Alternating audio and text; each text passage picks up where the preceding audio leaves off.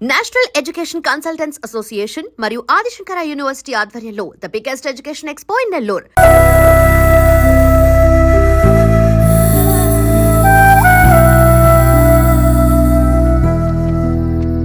మీరేంటిలా?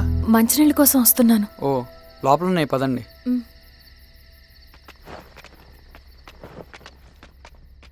ఇదిగోండి మంచినీళ్ళు.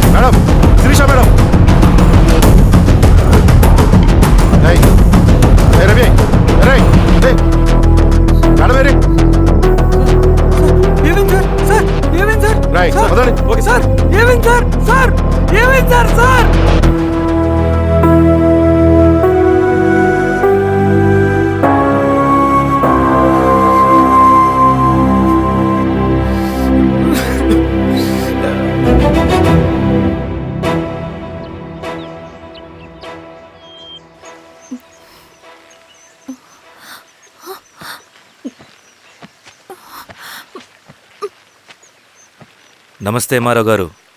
మా అడవిలో మర్యాదలు ఇలాగే ఉంటాయి. షాక్ అవ్వాల్సిన అవసరం లేదు. జెడ్పీటీసీ ఎలక్షన్ జరగటం మాకు ఇష్టం లేదు. అవి ఆగాలంటే రెండే దారులు ఉన్నాయి. ఒకటి మీరు విత్డ్రా చేసుకోవాలి, లేదా మీరు చనిపోవాలి.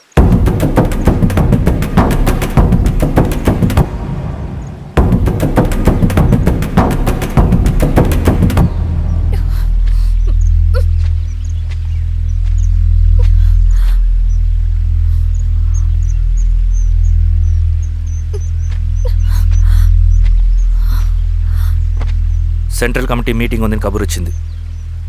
మేము వచ్చేలోపు ఎలక్షన్స్ ఆగిపోయే న్యూస్ రావాలి.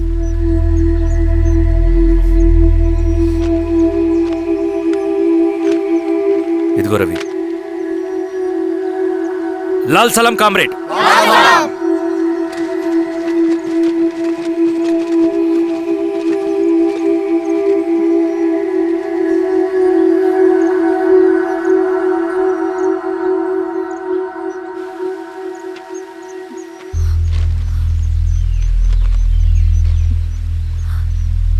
ప్రపంచంలో గొప్ప వాళ్ళ చావులన్నీ నమ్మక ద్రోహంతోనే జరుగుతాయని నిరూపించావు రవి. అన్నయ్యని కూడా అచ్చం ఇలాగే చేసావు కదా. ఎందుకు రవి? ఏం జరిగింది? అన్నీ బాగుంటే దేశం తరపున బ్యాడ్మింటన్ ఆడేవాడిని.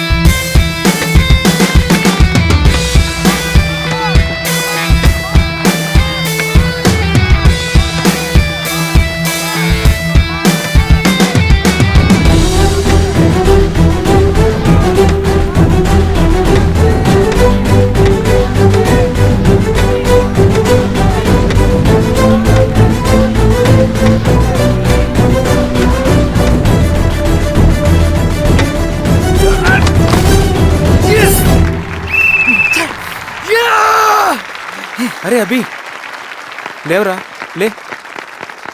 Congratulations. Thank you sir. Ravi congratulations.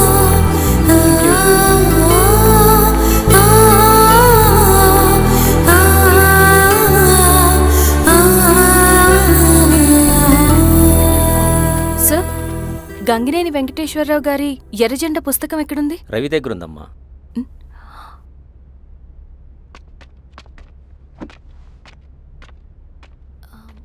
Ravi,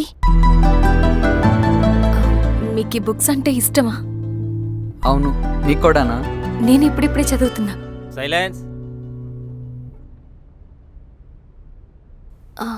క్యాంటీన్కి వెళ్ళి మాట్లాడుకుందామా? ఓకే. అక్క కాఫీ. థ్యాంక్ యూ రచన. పర్లేదక్క. అయ్యో, కాఫీ అస్సలు బాగాలేదు. 1 minute ఇప్పుడే వస్తా. ఎక్కడికి? ఇక్కడికే వచ్చేస్తా. ఎక్కడికి? 1 minute అండి.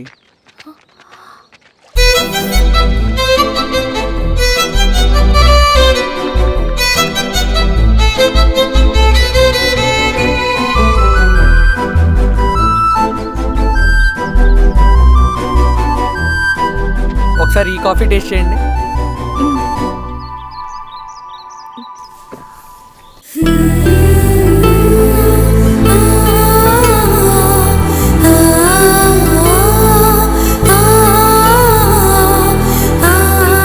చాలా బాగుంది. థ్యాంక్ యూ అండి.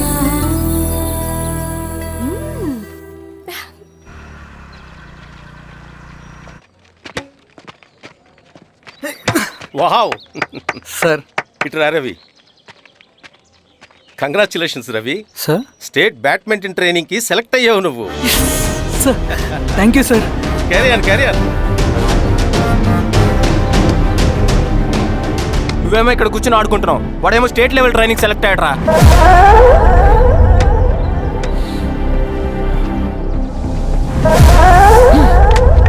అరే, మొత్తానికి నువ్వు అనుకున్నది సాధించావురా. రే, ఎప్పుడు మనం ఎంచుకున్న మార్గమే మన జీవితాన్ని మారుస్తుందిరా. Hi Ravi. All the best Ravi. నీకోసమే, తీసుకో. Thank you. బాయ్.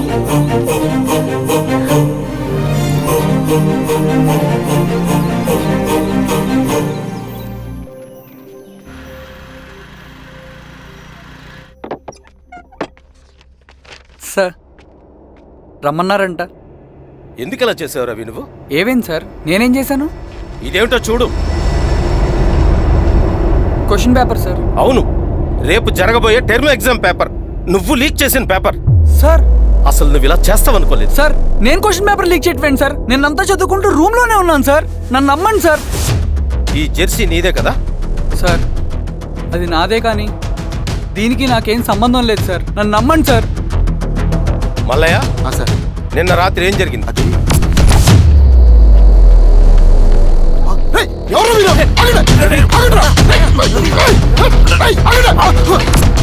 అతను అబద్ధం చెప్తున్నాడు సార్. నాకేం తెలియదు సార్. నేను దొంగతనం చేయలేదు సార్. నన్ను నమ్మండి.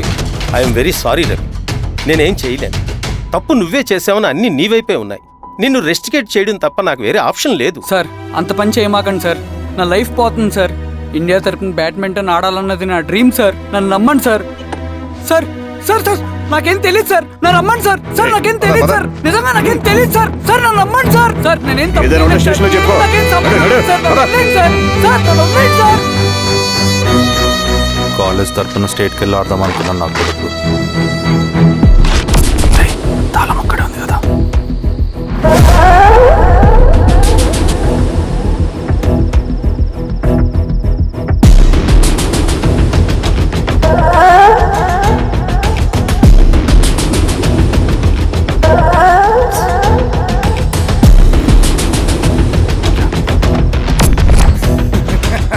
రేపు జైల్లో ఆడుకుంటారా బ్యాడ్మింటన్? సార్ నన్ను ఎందుకు తీసుకొచ్చారు సార్? నాకేం తెలియదు సార్. పేపర్ లీక్ చేసింది. నేను చేయలేదు సార్. నిజంగా నేను చేయలేదు సార్. సార్ సార్ నిజం సార్. సార్ రేయ్, నీ తరపున ఎవరు లేరా? వచ్చి ఫోన్ చేసుకో. ఎలా? త్వరగా.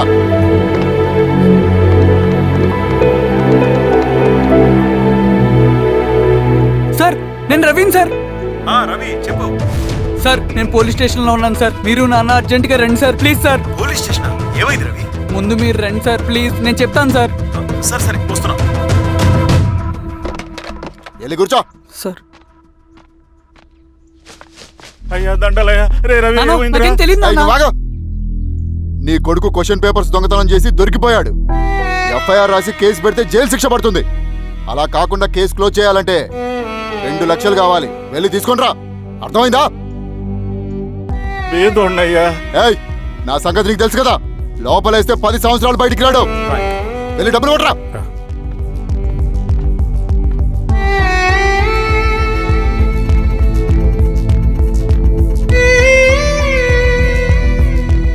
దండలయ్యా. ఉమ్, ఇదిగోనయ్యా 2 లక్షలు.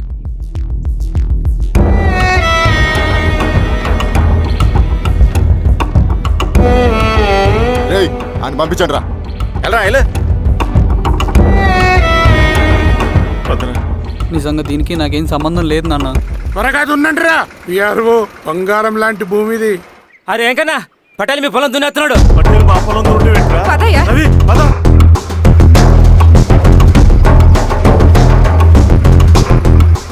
ఏయ్ కానీ ఏంట్రా? అయ్యా పట్టేలయ్యా. మా పొలంలో మీరు దున్నుతున్నారండి. ఏయ్ నా పొలంలో నేను దున్నకుంటే వాడు దున్నుతాడా? అన్యాయం అయ్యా. ఏయ్ ఏంద్రా అన్యాయము?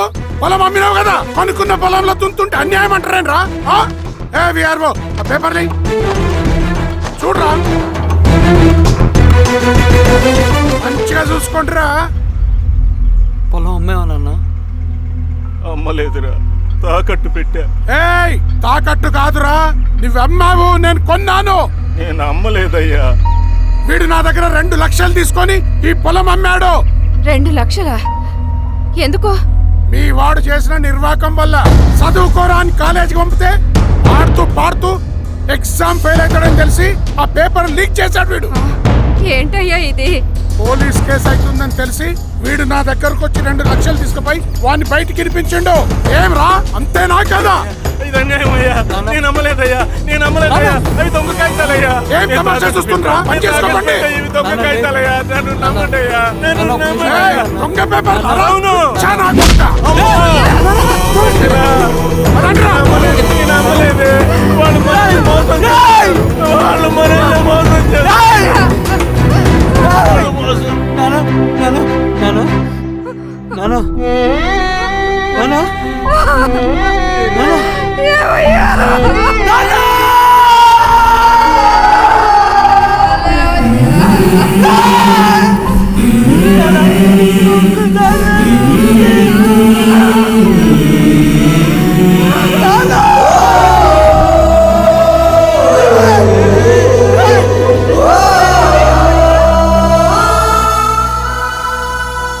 నాన్న చనిపోయిన తర్వాత మా భూమి కోసం వెళ్ళి పై అధికారులను కలిశాను, కానీ వాళ్ళు కూడా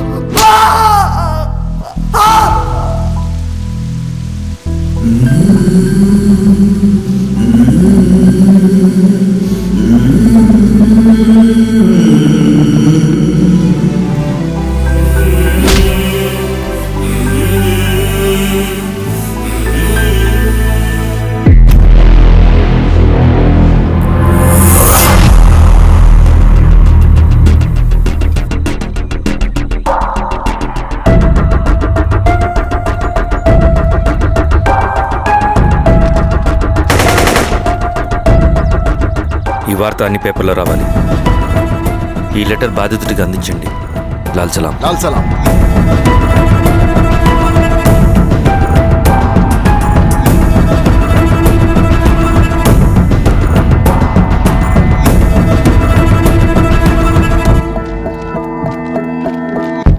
ఈ ఈ పీడిత భూస్వాముల నుండి విముక్తి కోసం విప్లవ పోరాటం చేయాలి. పేద ప్రజలను సమసమాజం వైపు నడిపించాలి. దళం నిన్ను ఆహ్వానిస్తుంది.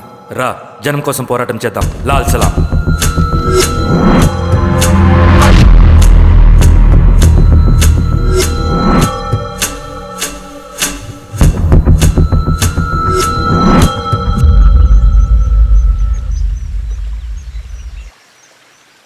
నాకు పట్టిన గతి ఇంకెవ్వరికీ పట్టకూడదని ఉద్యమంలోకి వచ్చాను.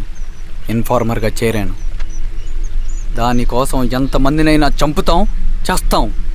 కానీ మేమనుకున్న సమాజం తీసుకొస్తాం. కమ్యూనిస్ట్ రాజ్యాన్ని స్థాపిస్తాం. సమాజమా అంటే? రష్యాలో, చైనాలో, వియత్నంలో మా కమ్యూనిస్టులు విప్లవం ద్వారా సాధించిన ఆదర్శ సమాజం. Lenin, Stalin, Mao, Che Guevara, Fidel క్యాస్ట్రోల్ సృష్టించిన కులాలు, మతాలు, వర్గాలు, వర్ణాలు లేని ఒక సామ్యవాద స్వర్గం. అదే మేము కలలుగనేది. దానికోసమే మేము పోరాడేది. నాకు తెలిసి నాజీ పార్టీలో గోబెల్స్ తర్వాత అంత ప్రొపగాండా మీ కమ్యూనిస్టులు తప్ప ఈ ప్రపంచంలో ఎవ్వరూ చేసుండరు. ఉక్కు మనిషి స్టాలిన్, మానవీయుడు మావో, ఎర్ర జెండా వెలుగు ఇలాంటి కమ్యూనిస్టు పుస్తకాలు చదివితే ప్రపంచవ్యాప్తంగా కమ్యూనిస్టులు సాగించిన మారణ హోమాల గురించి నీకు తెలీదు రవి. స్టాలిన్ మొత్తం ఎంతమందిని చంపాడో తెలుసా? 2 కోట్ల మందిని. మనుషుల్ని చంపడంలో హిట్లర్నే మించిపోయాడు. చాలా మందిని సైబీరియన్ లేబర్ క్యాంపులకు పంపి దారుణంగా హింసించి మరీ చంపేశాడు. 2వ ప్రపంచ యుద్ధంలో బెర్లిన్ని ఆక్రమించిన రష్యన్ సైనికులు 8 ఏళ్ల నుండి 80 ఏళ్ల వయసులో కంటికి కనపడిన ఏ స్త్రీని వదలకుండా సామూహిక మానభంగం చేశారు. అది కూడా మీ కమ్యూనిస్ట్ దేవుడు స్టాలిన్ హయాంలోనే జరిగింది. ఇక మీ మావోయిస్టుల భగవంతుడు China chairman Mao Zedong great leap forwarded cultural రెవల్యూషన్ల పేరుతో 14 నుంచి 20 మిలియన్ల ప్రాణాలని పొట్టన పెట్టుకున్న మహానుభావుడు. ఇది మీ కమ్యూనిస్ట్ దేవుళ్ళు రాసిన రక్త చరిత్ర. ఆ దేశాలలో పేపర్లు ఉండవు, టీవీలు ఉండవు, స్వతంత్రమే ఉండదు. 1962లో చైనా మన దేశం మీదకి దాడి చేసి భూభాగాన్ని ఆక్రమించినప్పుడు ఒక్కరు కూడా నోరు మెదపలేదు.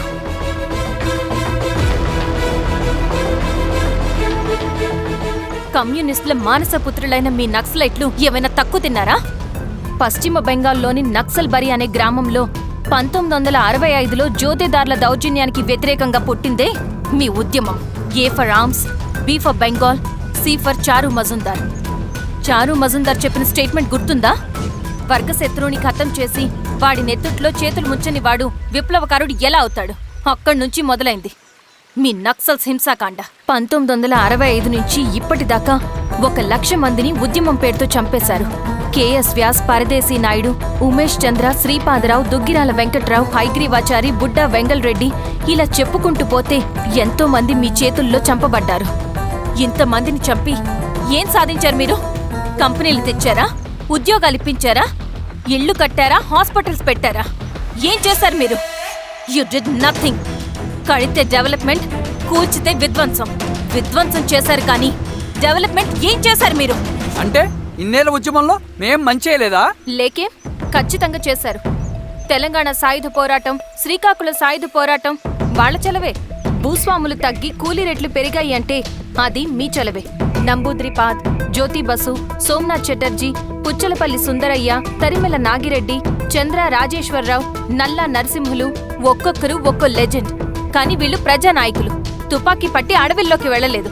ఎలక్షన్స్ లో గెలిచి ప్రజా సమస్యల్ని పరిష్కరించారు. కానీ మీరేంటి ఎలక్షన్స్ వద్దు అంటున్నారు? ఒక తుపాకీతో మనిషి ప్రాణాలు తీసే బదులు ఒక పెన్నుతో 10 మంది ప్రాణాలు కాపాడొచ్చు. మీలాంటి వాళ్ళు ఉండాల్సింది ఎర్ర జెండా నీడలో కాదు, దేశ జెండా నీడలో. చంపుకుంటూ పోతే ఒకరోజు మనకిష్టమైన వాళ్ళని కూడా చంపుకోవాల్సి వస్తుంది రవి. నా మాట విను.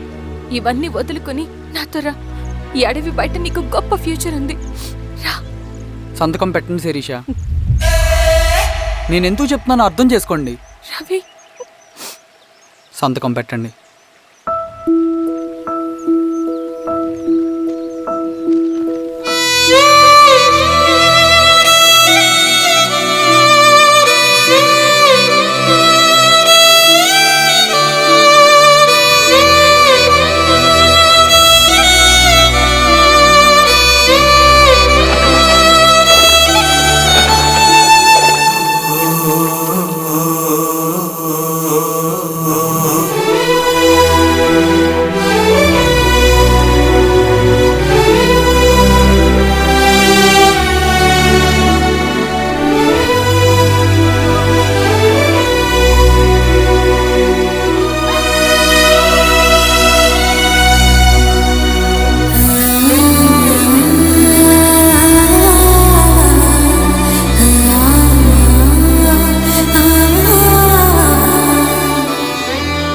శిరీషమ్మ,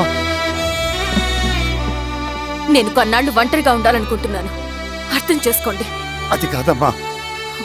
స్వామి, నేను నీ కబురు పెడతాను. అమ్మ అమ్మ అమ్మ హ్మ్.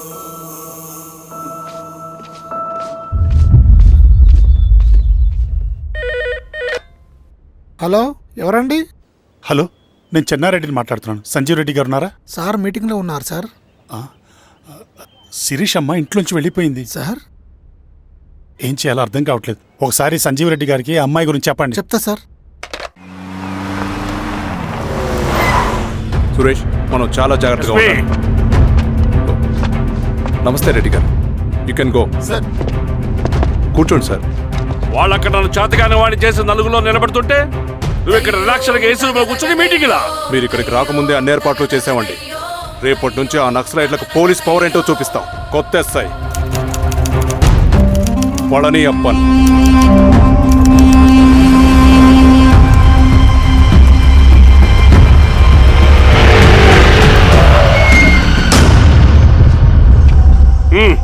ఏదోటి చేయండి త్వరగా.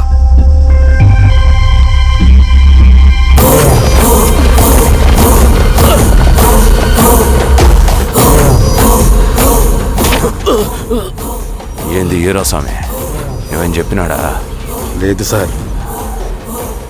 చాలా సిన్సియర్ అనుకుంటుంది. అవును సార్. మన సిన్సియారిటీ కూడా చూపియాలి కదా. ఆ?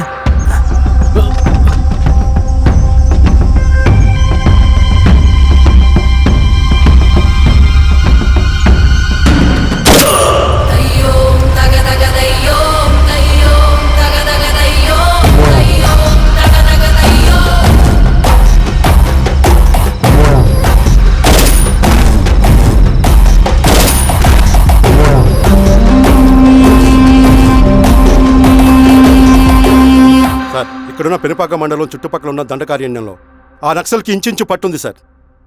వాళ్ళ కనసైగల్లోని ఇదంతా జరుగుతుంది సార్. ఇక్కడ వాళ్ళకి స్ట్రాంగ్ ఇన్ఫార్మర్స్ ఉన్నారు సార్. స్ట్రాంగ్ ఇన్ఫార్మర్సా? అదేందో చూడండి. సార్, కేసు ఫైల్ చేయమంటావా? ఏంటి గొడవ? సార్, గంజా కేసులో దొరికాడు సార్. నాకేం సంబంధం లేదు సార్. పోలీసులు నన్ను ఇరికిస్తున్నారు సార్. నర్మే. ఏందా గోలా? సార్, మన పోలీస్ చెకింగ్లో ఆటోలో గంజాయి దొరికిందండి సార్. ఆ ఆటో డ్రైవర్ నాకు సంబంధం లేదు అంటున్నాడు. గంజాయా? ఒంట్లో నీకు పిలవండి. రా మీరు బాండి. హీరోస్వామి గారు సార్. కూకో. సార్, నీ పేరేంది? రాజప్ప సార్. కూకో. ఎవరు? లంకపురం సార్. కూకో కూకో కూకో. ఏం చేస్తా అంటావు? ఆటో డ్రైవర్ని సార్. కూకో. నీ అబ్బాయి ఎన్నిసార్లు చెప్పాలరా నీకా? వయసులో పెద్దోడిని, పోలీసోడిని, నాకు ఒకే విషయం 10 మార్లు చెప్పడం ఇష్టం ఉండదు. అర్థమైందా? కూకో.